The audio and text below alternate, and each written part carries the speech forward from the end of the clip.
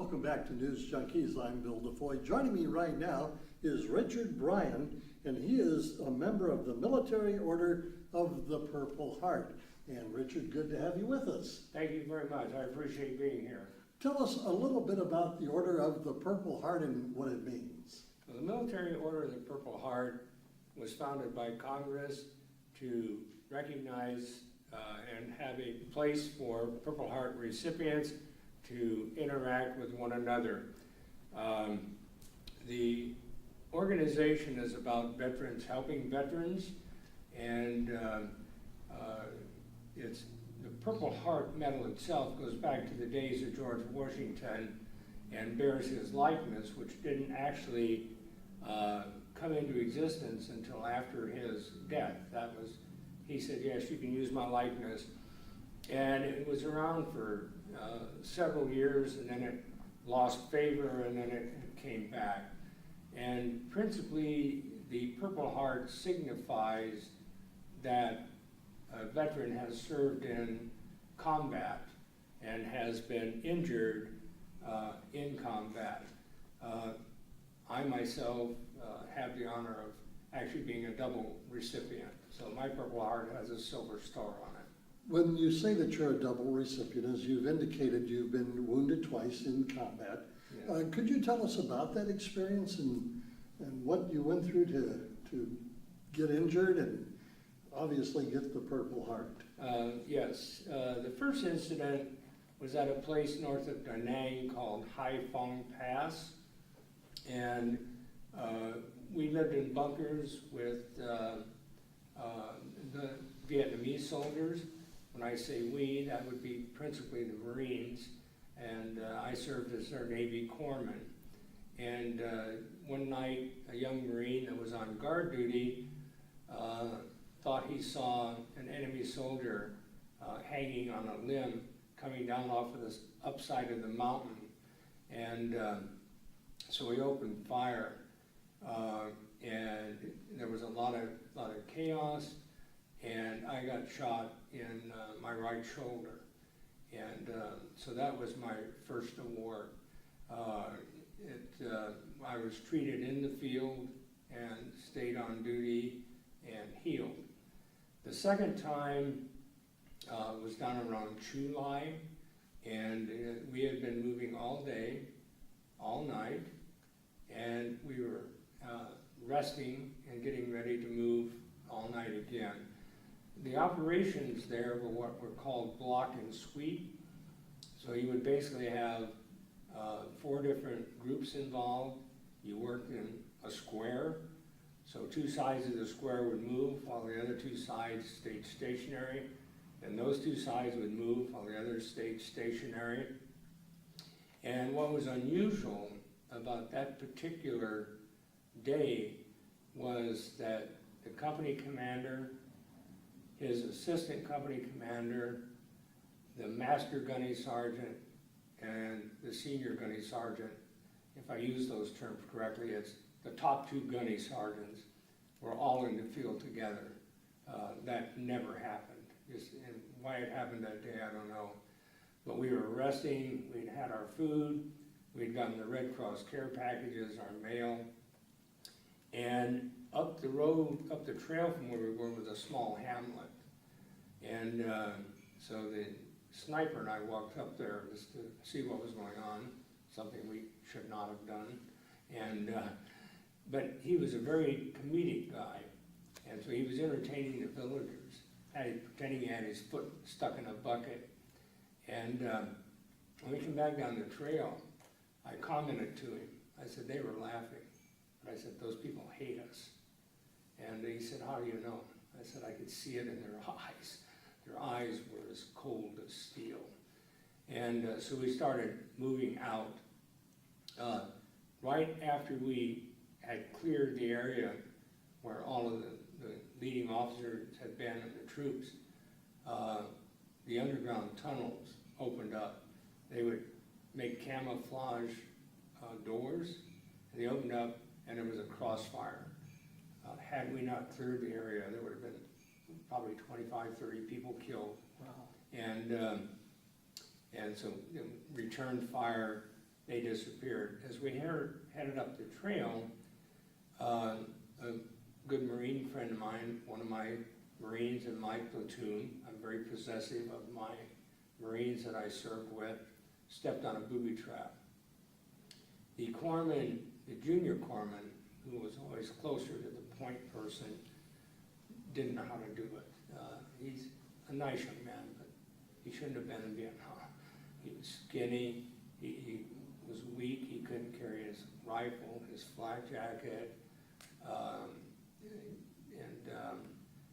but that's the nature of war. And so they called me up. So while I was bandaging the Marine who had his heel blown off, the other corpsman stepped on a booby trap under me, and it blew me over into the bushes. And so I remember laying there for a few seconds, and I'm going, well, the brain's still working. I can move my arms, and I jumped up, because if there was more of it, I figured I'd rather lose a leg or something than my arms or my eyesight. And so then I finished treating I had to go to work on the corpsman, because he had his foot blown off. So I had to get him stabilized, get a tourniquet on him, and get the bleeding stopped and the bandages on. Then I finished the other corpsman, and then there was 3 other corpsmen that claimed they couldn't see. And so I washed their eyes out, and they said they still couldn't see. By this time, it's dark, and so I told the lieutenant I need to take all these men in. And so I had the other 3 hold the other 2 Marines up and had them hop on one foot to the LZ. I didn't want them going into shock. And so we went to the LZ, the helicopter command of Chinook, and it has a back door that folds down it can also haul equipment. And there's a big guy standing in the door with his arms either side. And he asked, well, I got to back up a little bit. Before we got on the helicopter, the captain asked me if I was hurt. And I said, I don't think so. I think I just got some powder burns, but I think I ought to have them checked out. So he asked me to turn around, and he said, do you realize you don't have any fabric in your pants from your waist down to your knees, and that you've been bleeding? I said, no, I'm not aware of that. Wow. He said, you're getting on the helicopter. So the big guy's there blocking the door, and he says, can I help you? And I said, yeah, you can get the F out of my waist, I can take care of my men. And I'd already taken the weapons away from the Marines and surrendered my weapon, because there's a syndrome where soldiers in combat can have a traumatic response, and they just start shooting for no reason. And so I had gotten that done. And I took them in, got my Marines settled, give them their morphine, and then I went over and sat down next to the big guy, and that's when I realized he was a doctor. And so I apologized to him, and he said, no, it's okay, Doc. He said, you're right, I was in my way. And I'm proud to say that all of those boys went home. And I had a policy that when one of my Marines got hurt, I would wait a couple of weeks, and then I would write their parents. And I have the most beautiful letters that I received back from parents. I honest to God consider those letters more of a recognition than should I have received the Bronze Star. Well, that's an incredible story. And I know that one of your passions is to help veterans out even to this day. So what are some of the things that you're involved with in helping out with veterans and their issues? I have joined the Military Order of the Purple Heart. They're a group, as I mentioned, veterans helping veterans. For example, we recently lost a Marine, and they're helping the family with the funeral arrangements, with the cost of the funeral services. I also joined a group called the Ventura County Military Collaborative. That's an organization of about 140 members, and they're all service agencies, not only for veterans, but for current military personnel on duty. And they work on helping the veterans with not only benefits, but health care, family issues, children with special needs. We send packages to the veterans in Afghanistan.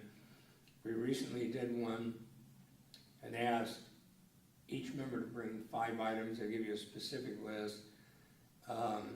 It was for 5 veterans.